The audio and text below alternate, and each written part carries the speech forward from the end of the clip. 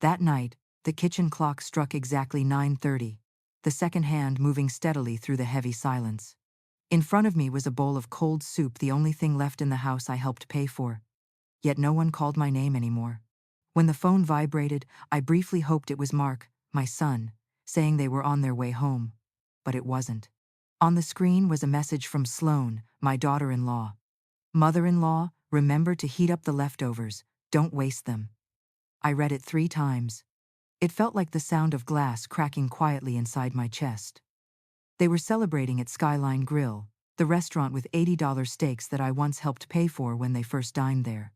I scrolled through Instagram and saw their bright smiles, glasses of wine clinking together, captioned, "Perfect family." I wasn't in the frame. No one mentioned Mom. I set the phone down, stood up, and opened the safe. Inside was the old folder I had kept for 3 years, the Whitaker Living Trust, with a single owner's name, Brenda Whitaker. I smiled, a smile both painful and freeing. "This time," I whispered, "I won't reheat leftovers. I'll reheat my self-respect." And from that moment, that quiet night, became the beginning of a disappearance that left the whole family speechless. I still remember the first morning I stepped into that new house, not with excitement, but with the effort of convincing myself that this was a new beginning. Autumn light streamed through the large window, the freshly painted white walls still smelling of paint. Sloane rushed around the living room, directing the workers hanging curtains, while Mark was assembling cabinets in the kitchen. I stood in the doorway, holding a small bouquet hastily arranged in a glass vase, listening to Sloane say, "I want everything neat and modern. You'll love it here, won't you?" I nodded, smiled softly, hiding a bewari flicker of hesitation. I once believed that when a woman loses her husband, the best thing she can do is find a home filled with children's laughter. And when Mark said, "Mom, we don't want you to be lonely," I felt warmth spread inside me. I thought I was still part of us. The first days weren't bad at all. I cooked, did laundry, helped the kids with homework. Sloane often wrapped an arm around my shoulder, smiling. "I'm lucky to have you helping, Mom." I felt useful, needed, and maybe still loved. But soon, the thank yous became fewer. In their place came small remarks, soft, polite, but cutting. "Mother-in-law, I keep the spoons in the top drawer, not the bottom." "Mother-in-law, don't mix the dish towels with the kids' hand towels." No one called me Mom anymore. The word vanished like a photo erased from its frame. Mark was still the gentle son I'd raised, only quieter now. When Sloane spoke, he usually just nodded, avoiding my eyes. Once I asked, "Did I do something wrong, honey?" He gave a strained smile. "No, Mom. Sloane just likes things to be in order." I understood what he meant. Don't cause trouble. Every morning I woke at 5 a.m. Brewed coffee for Mark, just the way he liked it, strong. Little sugar, a sprinkle of cinnamon. I made eggs for the kids, packed their lunches, and cleaned the kitchen before Sloane came downstairs. She was always perfectly dressed, a faint trace of expensive perfume lingering in the air. "Thanks, mother-in-law. I'm in a rush," she'd say, eyes glued to her phone. I got used to the way she called me by a hollow title, as if addressing a position, not a person. I didn't complain. I told myself, just keep the peace. I thought I was helping Mark have a complete, happy family. But day by day, I felt more like a stranger living on borrowed ground. Dinner slowly turned into a ceremony, where I was only the server. I cooked, set the table, but when they sat down, Sloane would say, "I think you should rest, mother-in-law. Let us eat with the kids. You're tired, right?" Her tone was sweet, but there was never a seat for me. That first Christmas Eve, I was the one taking pictures. Mark smiled. Sloane wrapped her arm around him. The 2 kids stood before the glowing tree. Sloane said, "Mother-in-law, you've got such steady hands. You take the picture." Through the lens, I pressed the shutter, and in that flash, I realized I wasn't in a single photo. After that night, I began writing down every expense, an old accountant's habit. A small brown notebook. I recorded every dollar I'd put into this house, fixing the plumbing, replacing the washer, repainting Liam and Ava's rooms. Each time I wrote, I felt that I still existed in one small way through numbers. 3 years passed. The final total on the last page was $136,000. I closed the notebook, my hands trembling, asking myself, what have I bought with that money? Not love, not gratitude. Only silence, a silence so deep that I could no longer hear my own voice. One spring afternoon, while folding clothes, I heard Sloane talking on the phone in the living room. It's so convenient having my mother-in-law here. I don't have to hire a babysitter or a cleaner. It's like having free help. Her voice was light, as if she were talking about an object. I stopped and looked through the doorway. Sunlight hit the curtain, making the floating dust sparkle like snow. I thought of David, his warm voice saying, Bren, don't let anyone make you feel small. But I had day after day, in every little detail.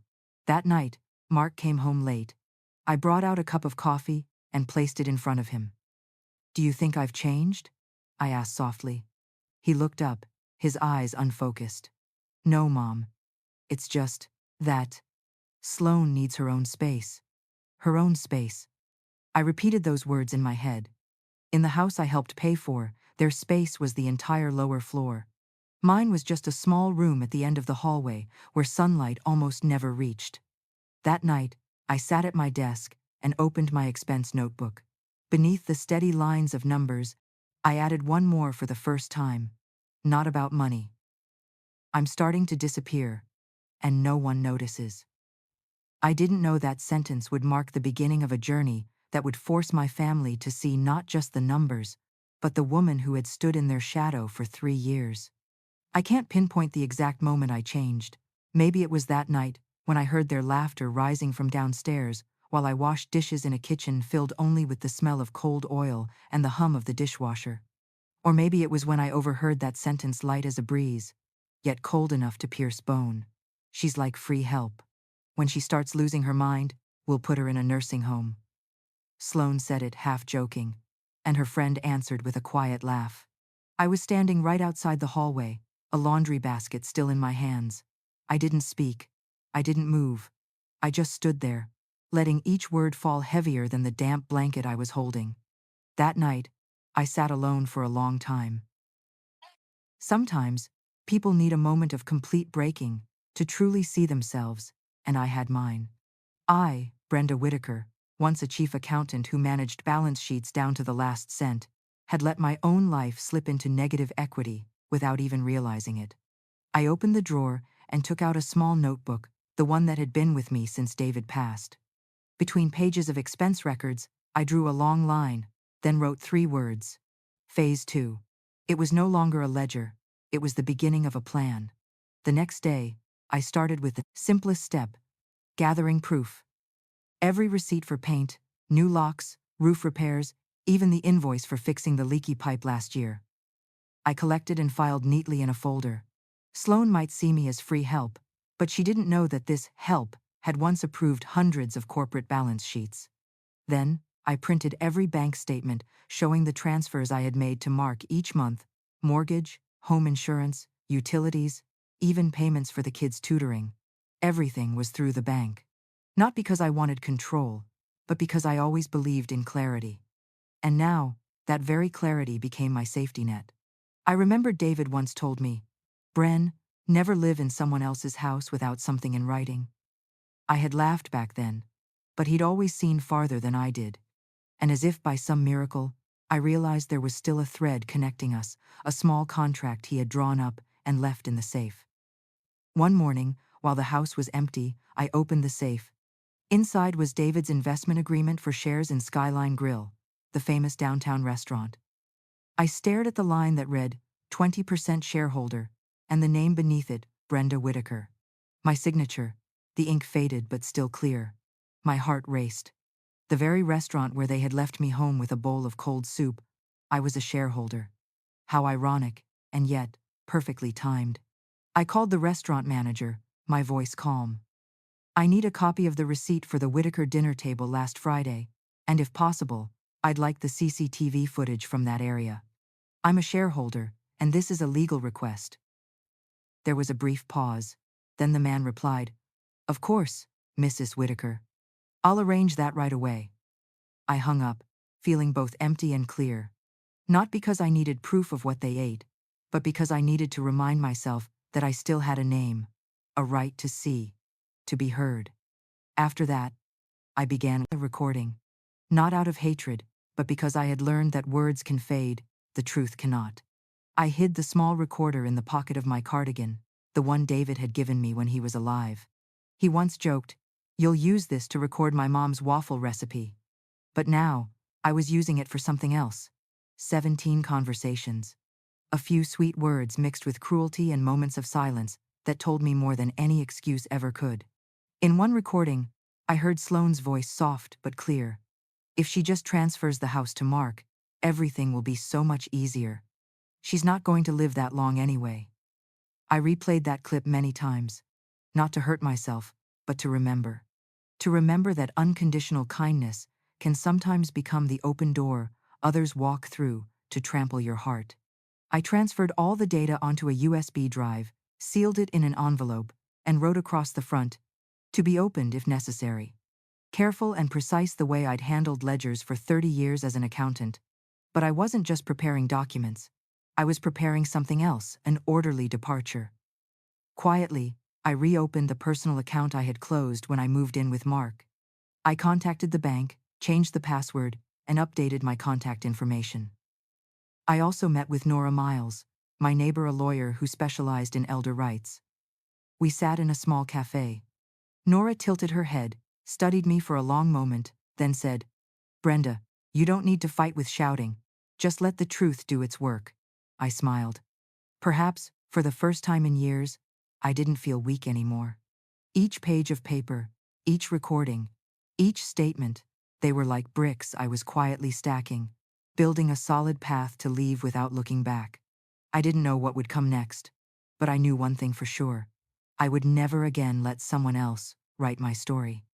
And perhaps only those who have been looked down upon can understand how powerful it feels to start reclaiming each piece of yourself silently, but irreversibly. I never thought there would come a night when I'd have to leave the very house I helped pay for.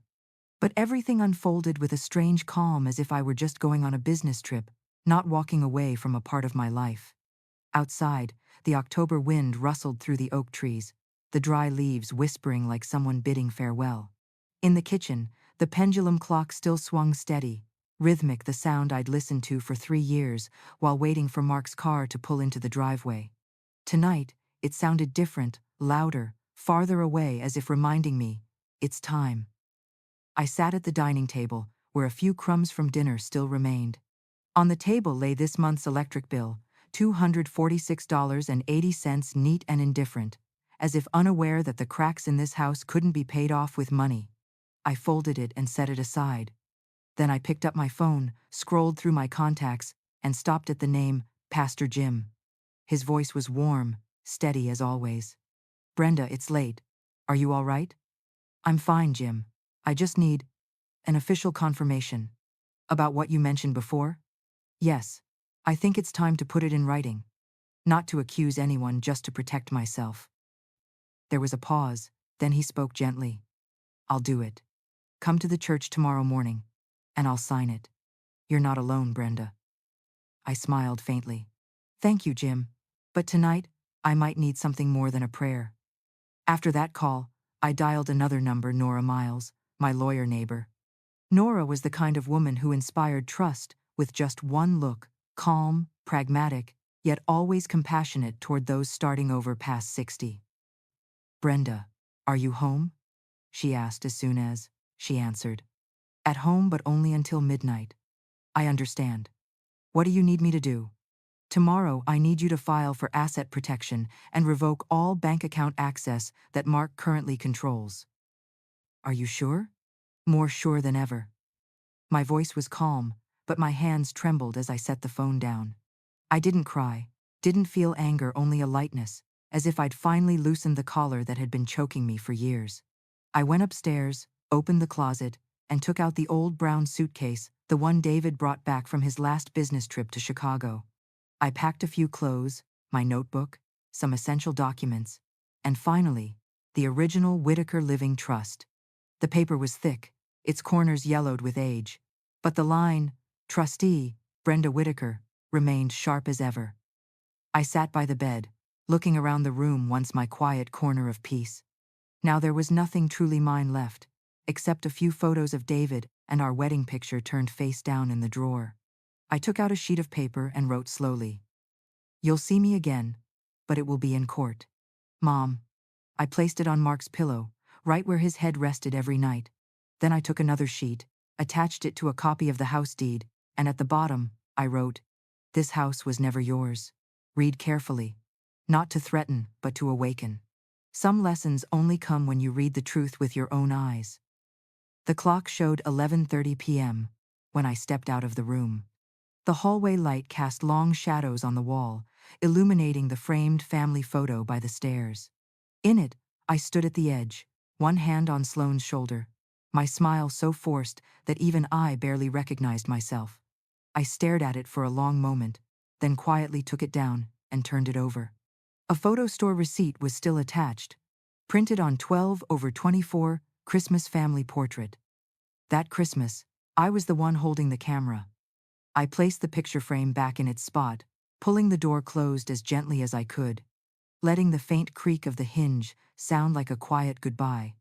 Outside, mist had begun to form. I opened the car door, and the cold air rushed in, stinging my eyes. I fastened my seatbelt and turned to look at the house one last time. The bedroom light upstairs was still on, where Mark and Sloane were likely dreaming about luxuries far beyond the home they were losing. The engine started, its hum blending with the night wind. I drove slowly down the familiar street, the old elm trees standing on both sides like silent sentinels. As I turned the corner, a small sign appeared in the car's headlights: "Harbor Home, Transitional Living for Women." I pulled over, turned off the engine, and sat still for a few seconds. The center's iron gate was painted white, and above it, a small brass plaque read, "For every woman who thought she had nowhere to go." I stepped out of the car, pulling my suitcase behind me. The sound of the wheels rolling over the concrete was soft, steady, and determined. A woman in a knitted cardigan opened the door, her smile unexpectedly warm. "Good evening, I'm Rose. You're here to check in, right?" I nodded, my voice raspy. "I'm not sure I'd call it checking in.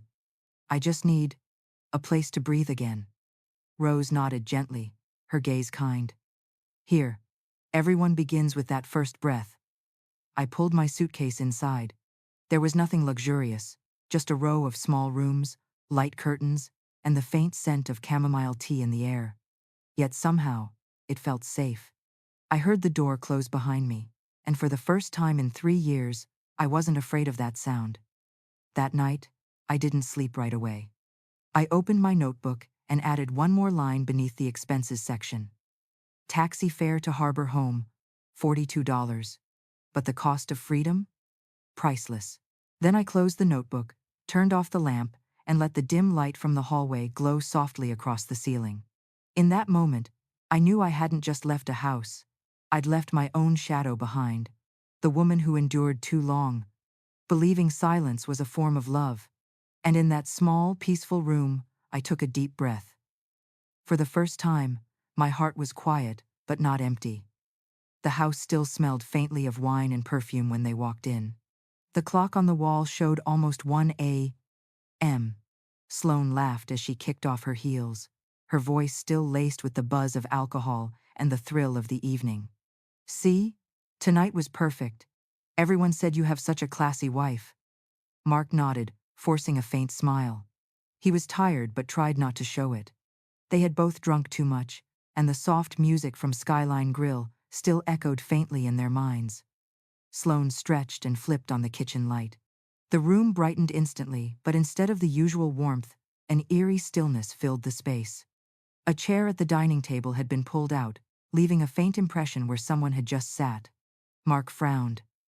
"Mom still awake?" No answer. He walked toward Brenda's room and knocked softly. No response. The door stood slightly ajar, revealing an emptiness that chilled the air. The bed was perfectly made, the blanket folded with precision. On the pillow lay a folded note, neatly placed. The warm light cast across the delicate handwriting. "You'll see me again, but it will be in court. Mark froze. Sloane approached, picking up another envelope beside it. Inside was a copy of the house deed, the ownership certificate listing only one name: Brenda Whitaker. Beneath the document, written carefully in blue ink, was a single line, precise, but ice cold. This house was never yours. Read carefully. No one spoke. For several seconds, the only sound was the living room clock ticking, steadily, each beat landing heavy in the silence between them. "Oh my God," Mark muttered, his voice breaking. He clutched the paper, feeling as though he were holding a handful of cold wind. Sloane tried to stay composed, though her face had turned pale. She must have misunderstood something. She's always been sensitive, but she knew her voice was shaking. Her eyes darted around the room, landing on the wooden dresser. The drawer was slightly open, empty. The things that had always been there, the old wedding photo, the small jewelry box, the brown notebook, were gone. Mark pulled out his phone and called his mother. The familiar tone rang, then switched to voicemail. He called again, faster this time, but the result was the same.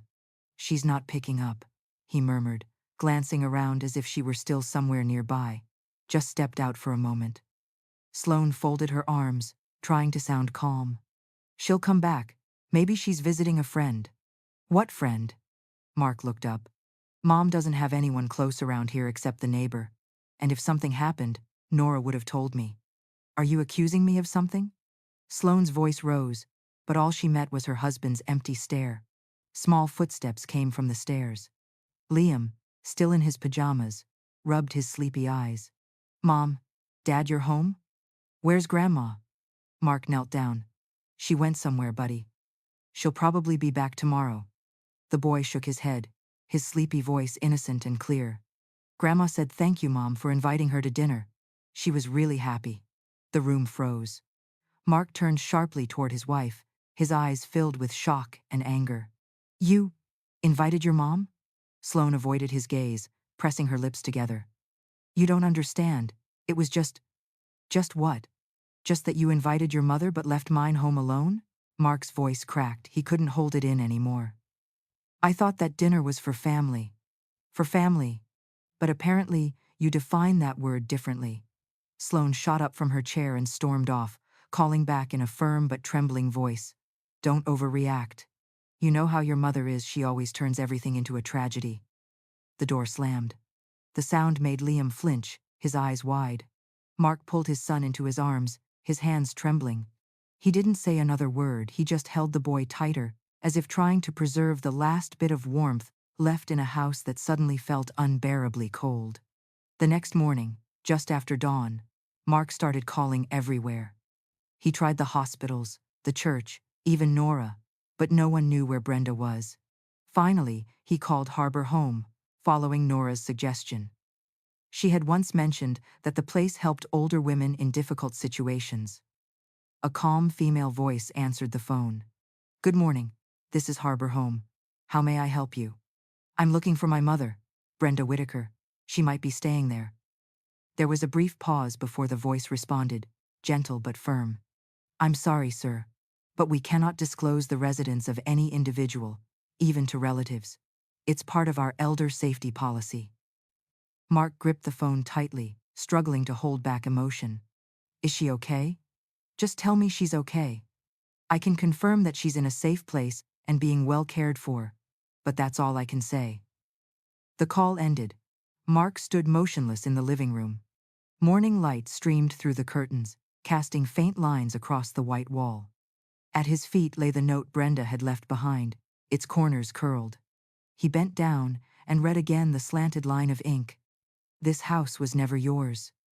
For the first time in his life, Mark understood that the words weren't just about property, they were about something deeper, a home that once held laughter, the smell of fresh-baked cookies, and a mother's hand resting on his shoulder when he was tired. All of that was gone now. And he realized it wasn't that his mother had left them. It was that, through their silence and indifference, they had driven her away.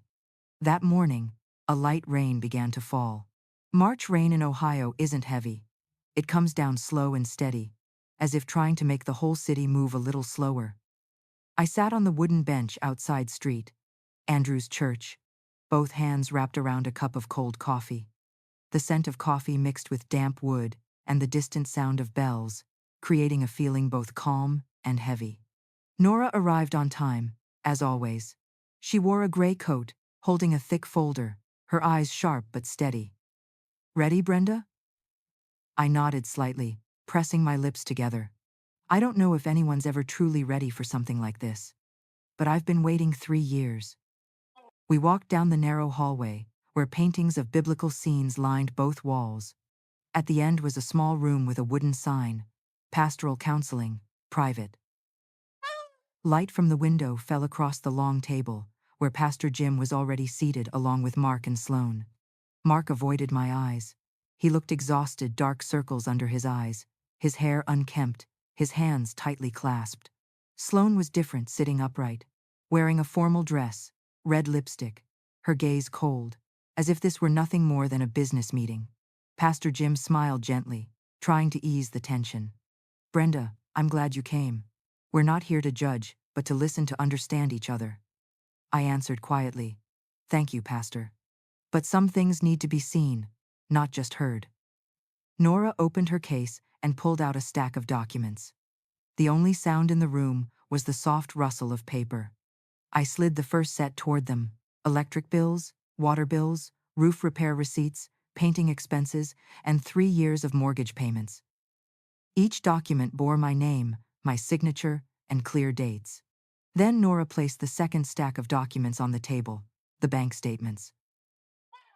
"These are the recurring transfers from Mrs. Brenda's account to your joint family account, $920 each month, for 36 consecutive months. The total exceeds $33,000. She spoke with a lawyer's tone, calm, steady, without judgment. Sloane began to fidget. "I don't need to hear those numbers. I earned that money myself." Nora replied evenly, her eyes still on the papers. "No, you earned it thanks to Mrs. Brenda. And under the law, the house you're living in belongs to the Whitaker Living Trust, with Mrs. Whitaker as the legal trustee." The air in the room shifted. The rain outside hit the window panes sharply. Sloane's eyes widened as she turned to her husband. "What? What trust? Did you know about this, Mark?" Mark lowered his head, his shoulders trembling. He stayed silent for a long moment before speaking, his voice hoarse. "I did know." Sloane stared at him, stunned. "You knew? What do you mean, Mark?" "Mom and Dad created that trust before he passed. When she sold the old house, she put everything into the trust to make sure the assets were protected. I signed the acknowledgement. I thought it was just a formality, so I never mentioned it." The room fell still. Sloane's face went pale. Her hands clutched her purse tightly on her lap. "You signed and didn't tell me? For 3 years? I wasn't hiding it." Mark sighed, his voice breaking. "I just never thought things would go this far." Sloane stood abruptly, her voice cracking through the small room. "This is insane. I'm the one who maintained that house. I worked, I got promoted. You got promoted," Nora interrupted, "using the financial plan Mrs. Brenda prepared. We have the email you sent to your company, including the Excel file, formulas, and handwritten notes in her writing." Sloane froze. Her face drained of color. Pastor Jim folded his hands, his eyes filled with quiet sadness. I looked at both of them, then slowly slid the final folder across the table. "These are the recordings, 17 in total. There are a few I believe you should listen to." I didn't say much else. I just pressed play. Sloane's voice filled the room, cold and unmistakable through the small speaker. "She's like free help. When she starts losing her mind, we'll send her to a nursing home." The sound faded into the heavy silence. Mark collapsed into his chair, holding his head in his hands. "Oh God, Sloane." Her voice trembled. I was just joking. I didn't mean..." "Joking? That kind of joke made someone leave her own home in the middle of the night," Nora said sharply. "At 68, that's not a joke, that's emotional abuse." I took a slow breath, my heartbeat strangely calm. Maybe because I had already walked through every kind of pain imaginable, there was nothing left to fear. I stood up, my voice rough but steady. I didn't come here to claim the house. I don't need it. I came to reclaim my boundaries. I looked directly at Sloane, then at Mark. I don't blame anyone for changing. I blame myself for staying silent too long. I once believed that a mother's love could cover every wound. But now I understand without boundaries, love becomes submission. Sloane bowed her head, tears falling. Mark whispered, his voice trembling. Mom, I'm sorry. I really don't know what to say. I smiled, not out of bitterness, not out of satisfaction, just a quiet smile of someone who had finally set down a heavy stone. There's nothing to say, Mark. From now on, just listen. Because sometimes, silence that truly listens can heal more than any apology ever could. The rain outside had stopped. Soft light filtered through the window, reflecting across the table covered with papers, receipts, and evidence together forming the full portrait of my 3 silent years.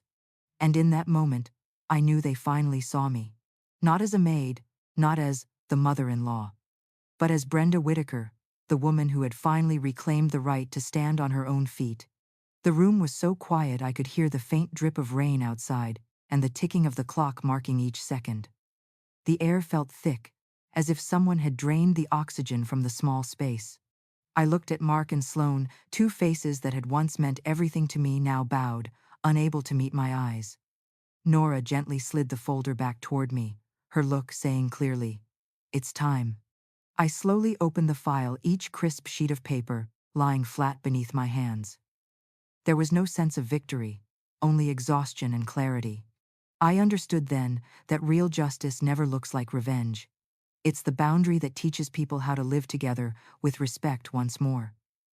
My voice came out rough but steady. I don't want to drag anyone into court or destroy what's already cracked.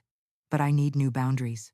From now on, everything will be in writing, black ink on white paper. I turned to Pastor Jim, who sat quietly, his hands clasped as if in prayer. "Pastor, I'm offering 2 options. Both are fair."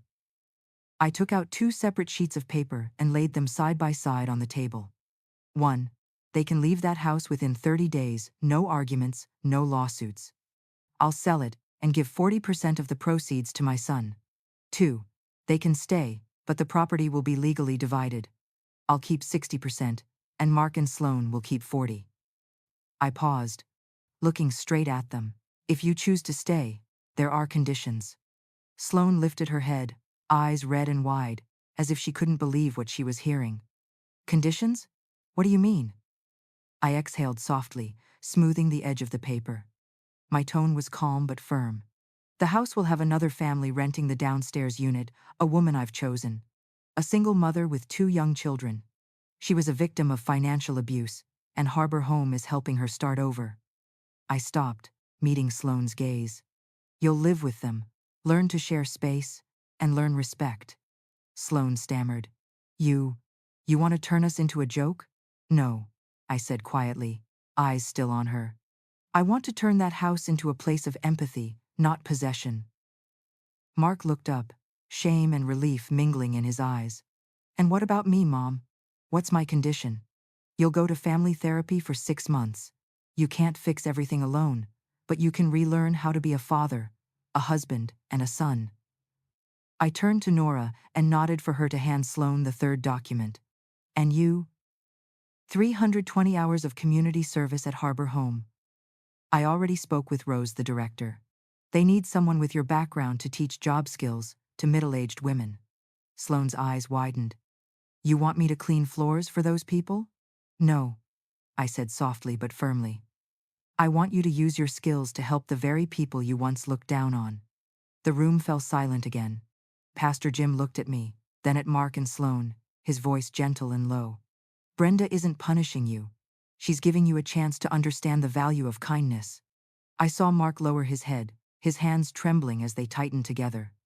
"Mom," his voice cracked. "I'll choose option 2. Sloane turned toward him, about to speak, but Mark shook his head. "I don't want the kids to lose their home. If this is the only way to keep the family together, then I agree." Nora nodded and slid the document toward them. "Then let's sign." The sound of pens scratching across paper was dry and brief, yet final. I watched Sloane. Her hand trembled so much she had to sign twice before hitting the signature line. Each stroke of ink felt like a small crack forming in her pride, but I knew only through those cracks could light come in. When everyone had finished signing, I gathered the files. Mark looked up, his eyes wet. "Mom, have you ever hated me?" I shook my head and smiled faintly. "No, Mark. Hate means you still hope to change someone. I just chose to change how I love." Sloane said nothing, but when she stood, she turned slightly toward me, her lips trembling. I'll do it. I don't know what to say, but I understand now." I looked at her, my tone softening. "When you help someone stand again, sometimes you're the one being saved." Pastor Jim stepped closer and placed a hand on my shoulder. "Brenda, you've done something few people could. You chose fairness without losing compassion." I smiled, gently clasping his hand. "I don't want them to collapse. I just want them to see the wall they built around themselves." Outside, the rain had stopped. Weak sunlight slipped through the window, shining across the table and reflecting off the freshly signed pages. The numbers, the clauses, the signatures, they all sat there silently, yet together they told a story of something far greater: dignity, patience, and the boundaries of a mother who had finally learned to say enough. I stood, slowly gathering the papers, feeling the weight lift from my hands. There was no resentment left, only stillness, deep and real, like the silence that comes when you finally set down something heavy you've carried too long. And in that moment, I realized, justice doesn't always mean getting back what you lost. Sometimes, it means never again letting anyone take away the part of yourself that makes you whole. The first morning after they signed the agreement, the Whitaker house felt strangely quiet. No hurried footsteps. No trace of Sloane's expensive perfume lingering in the hallway. Only the soft sound of wind through the open window and the faint smell of toast drifting from the kitchen. A month passed, and this morning, Teresa's small moving truck stopped in front of the gate.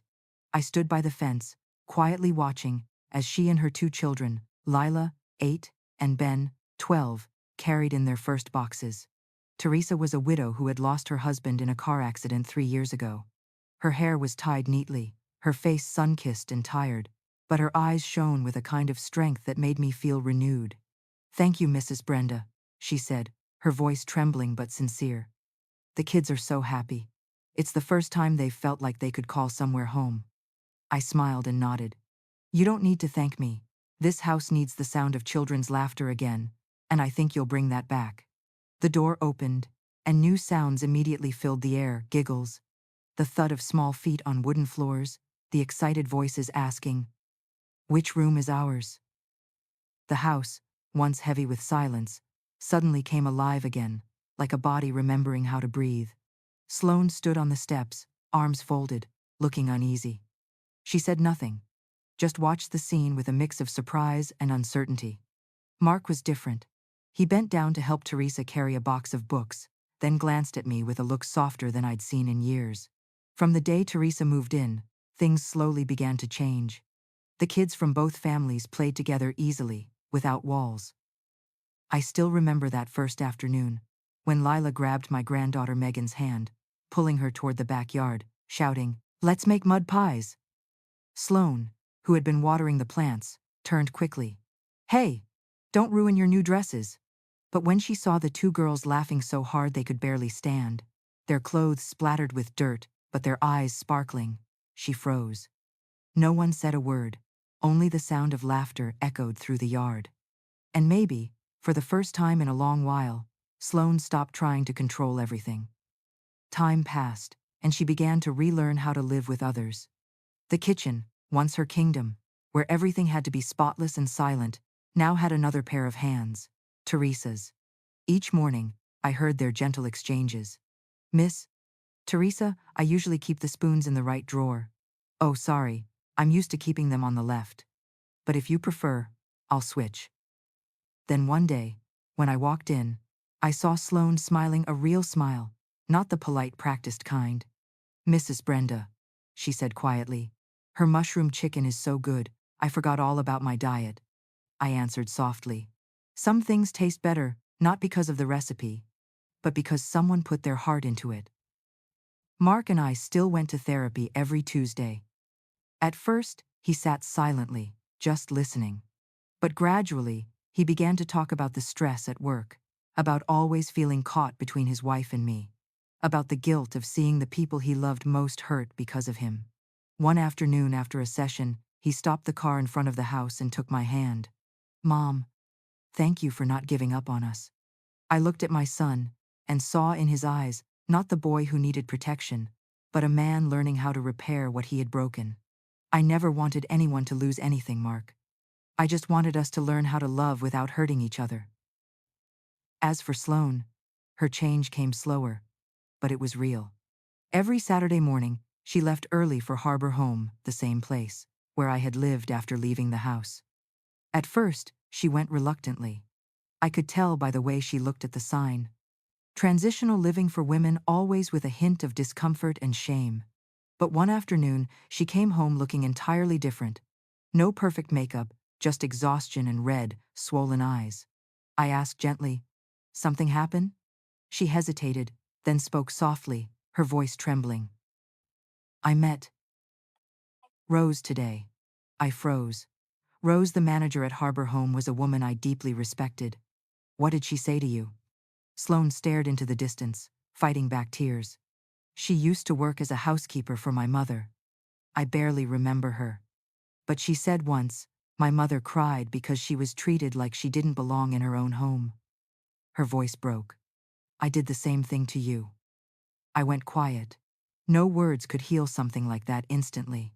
But in that moment, I saw something new in Sloane's eyes, the ability to truly see another person. She stepped closer, her voice barely a whisper. "Mrs. Brenda, I'm sorry. I don't know how to start over." I placed my hand gently on her shoulder, steady and warm.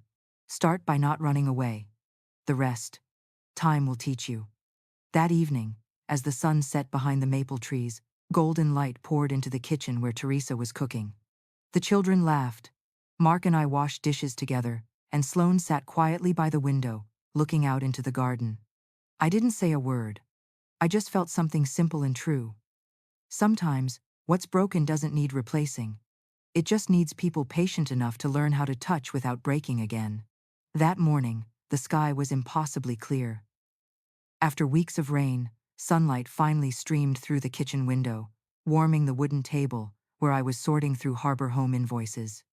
The smell of roasted coffee filled the room, blending with the laughter of children playing outside. That bright, ringing laughter made the once heavy house feel like it had found its heartbeat again.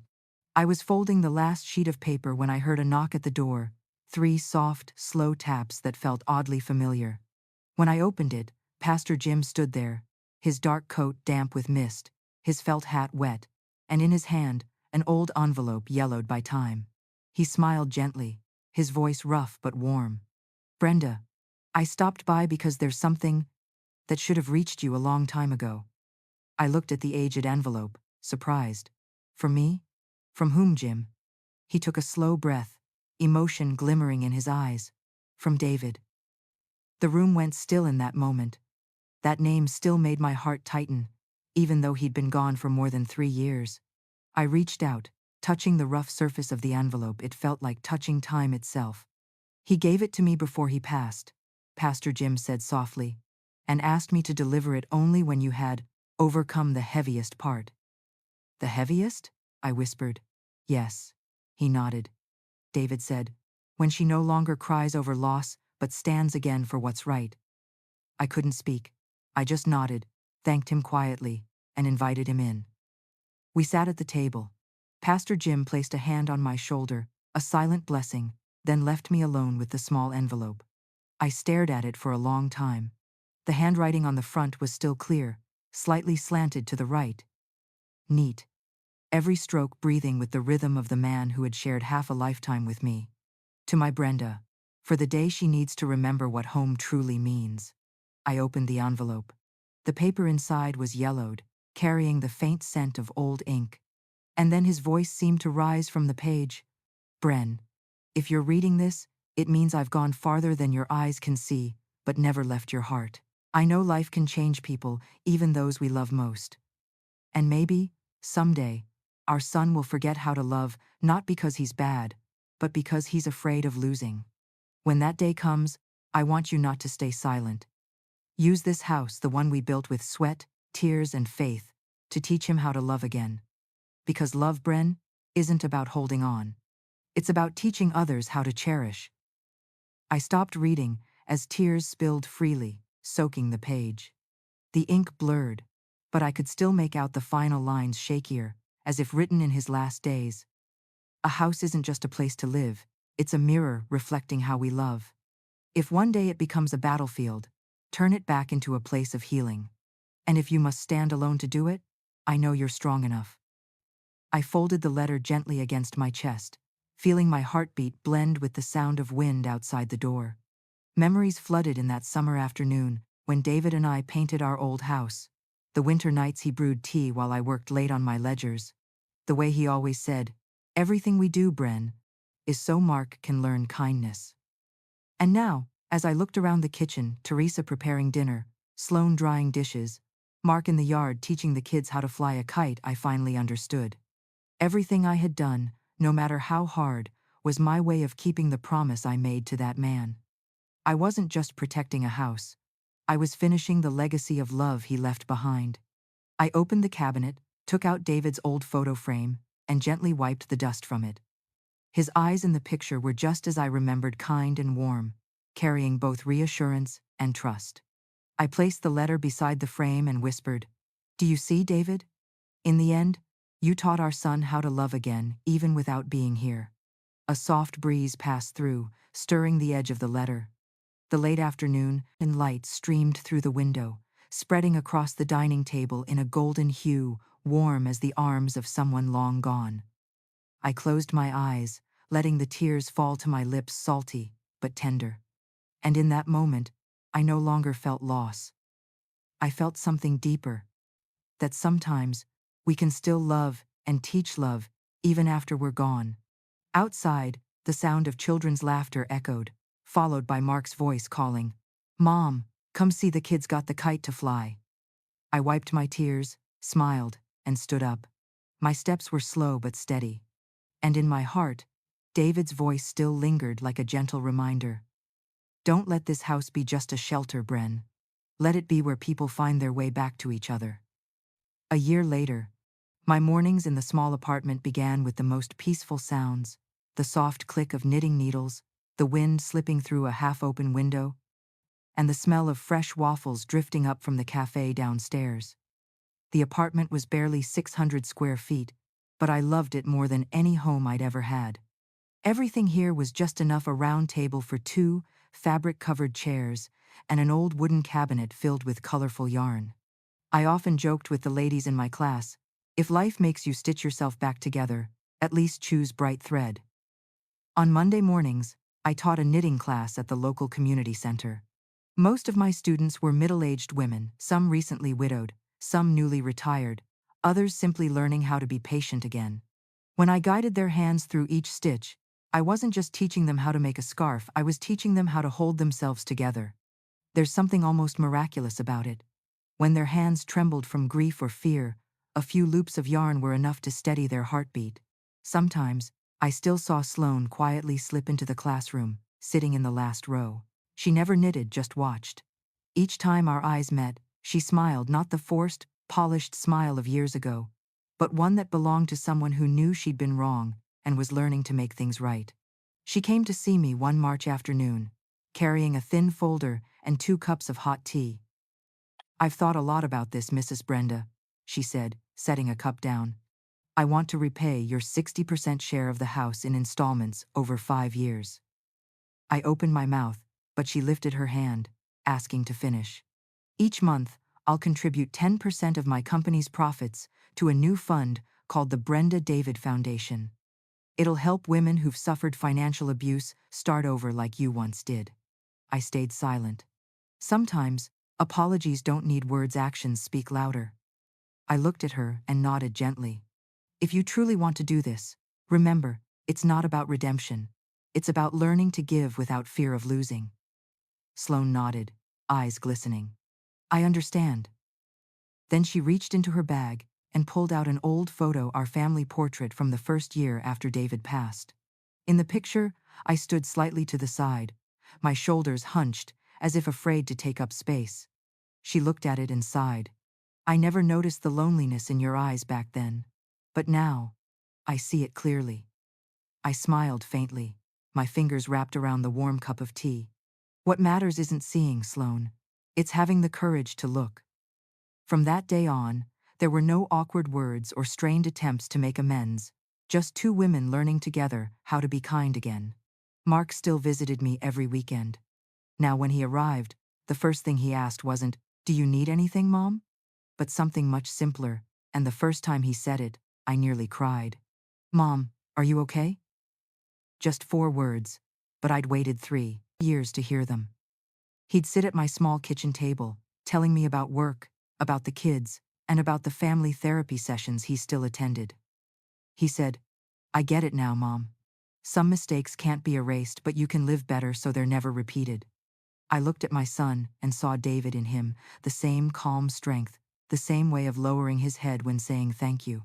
That afternoon, as rain pattered against the window, Liam knocked and burst in, holding a large sheet of paper, the ink still smudged and wet. "Grandma, I made this for you." I wiped my hands and sat on the floor beside him. In the drawing was a long dining table made of 2 mismatched halves, one dark brown, one cream. At the center sat a silver-haired woman, surrounded by familiar and new faces, young and old. At the bottom, written carefully in a child's hand, were the words, "Grandma made more seats." I looked at the drawing, my throat tightening. Liam grinned proudly. "I drew the new table, Grandma, with seats for Teresa and her kids, and for Aunt Sloane too. You told Mom that the more seats a house has, the less lonely it feels, right?" I nodded softly, unable to speak. When he ran off, I stayed there, staring at the picture. My hand gently touched the image of the silver-haired woman in the center, the woman who had spent years forgetting to love herself before loving everyone else. My voice came out barely above a whisper, blending with the rhythm of the rain outside. True love doesn't need blood, it only needs respect. Because staying where it hurts isn't loyalty, it's habit. And sometimes, that habit must be broken, so we can be seen again. Outside the window, the last raindrops faded. The late afternoon light spilled into the room, shining across Liam's drawing, making the words, "Grandma made more seats," glow softly against the page. I sat still, smiling, not the smile of someone who has endured, but of someone who has finally learned how to love with respect, for others, and for herself. And sometimes, when I look back on it all, I realize what feels like an ending is often the beginning of a stronger version of yourself. Loss teaches patience, and silence teaches when to speak. My story isn't just about loss, it's about reclaiming my voice. Thank you for being here, for listening to me until the end. If this story touched your heart, please hit like, subscribe to the channel, and leave a comment below. If it were me, what would you do? Tell me where you're watching from, or share a moment that changed how you see trust. Because maybe, just maybe, your words today might warm the heart of someone who needs to be heard.